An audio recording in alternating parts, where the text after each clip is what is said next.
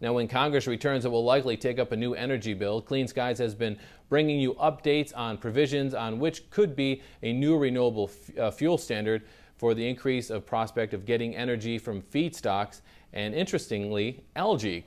Clean Skies' Dee Bhambhani is here with more. Dee? Good morning, Lee Patrick. How are you? Great.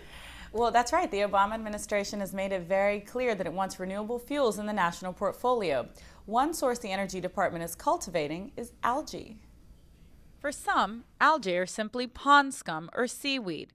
But for renewable fuel developers and scientists, these tiny plants could, under the right conditions, wean the U.S. off of foreign oil. This is something that can be done right in the U.S. We're not destroying land by drilling for oil in the U.S. We could, the bioreactors I think are beautiful.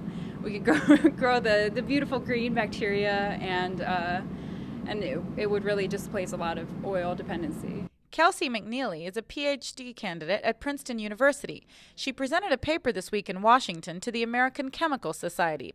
Her study shows that cyanobacteria, known as blue-green algae, can be genetically modified to produce more hydrogen than they do now. That raises the possibility the algae could generate commercial quantities of that fuel.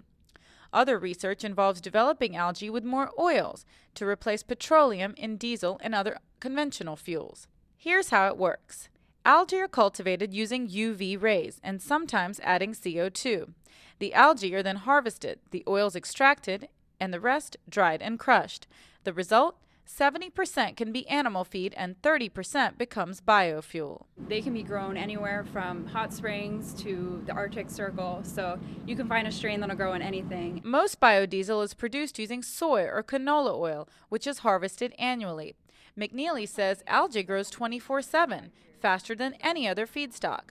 And that could mean big inventories of new domestic fuel to meet congressional mandates for increasing amounts of biofuels.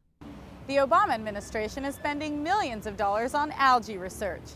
Here, at the Department of Energy, policymakers and scientists are optimistic, but certainly aware of the limitations. Dr. Joyce Yang, a Science and Technology Policy Fellow in the Energy Department's Biomass Program, says the prospects for biomass from algae are growing. She says research took off during the Carter administration in the 1970s, but efforts tapered off when crude oil prices plummeted during the early 1980s. The new administration is very supportive of the biomass program, she says. DOE has received $50 million from the economic stimulus for its biomass research, including how to make domestic fuel out of algae. We certainly hope that our efforts will accelerate the deployment of algal biofuels. We're going to require a lot of land, a lot of water, a lot of sunlight, and a lot of CO2 at the minimum, plus other nutrients as well. Yang says because CO2 is integral in algae development, her office is working with the DOE Office of Fossil Energy Initiatives aimed at capturing carbon dioxide from fossil plants. Now, many fuel developers say the process is so new it's difficult to find engineers and equipment to process the algae at a commercial scale. DOE is planning to help with those challenges. It's organizing a consortium of public and private biomass experts and developers. And Yang said the department will also issue a biomass roadmap by the end of the year that will bring more algae-based fuel to market.